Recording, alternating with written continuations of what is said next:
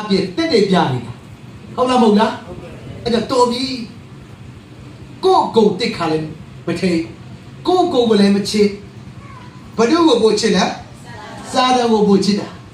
ဒါကြောင့်ဒီကျွန်းသမီးတွေလူတွေအားလုံးကဒါကြောင့်အပေလမ်းတွေခြေတော်လမ်းဖြစ်တယ်ကောင်းကင်လမ်းတွေခြေတော်လမ်းဖြစ်လို့မပြောလားပြောတယ်ဒါကြောင့်တင်စရာလို့လား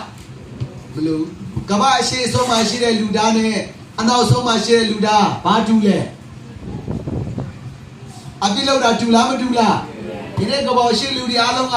လူမျိုးမတူဘူးစကားမတူဘူးနိုင်ငံမတူဘူးဒေတာမတူဘူးထုံးစံတွေမတူဒါလည်းဘာတူလဲအပြစ်လောက်တာတူလားမတူလား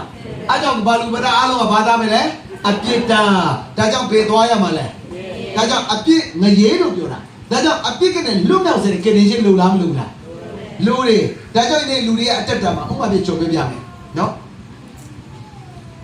ဝေးကင်းစားကလေးအပြစ်လောက်တာလားမိခင်ဒီအမလောက်တာလားလောက်တာလားကလေးနေပြီမူလားမြင်ဘူးလားကလေးဦးဝေးလေးနေလေမြင်ဘူးလားဟာမြင်ဘူးလေအဲ့တော့အဲ့ဒီကလေးတွေအပြစ်လောက်တာလားအပတူတီမီလောက်တာလားโอเค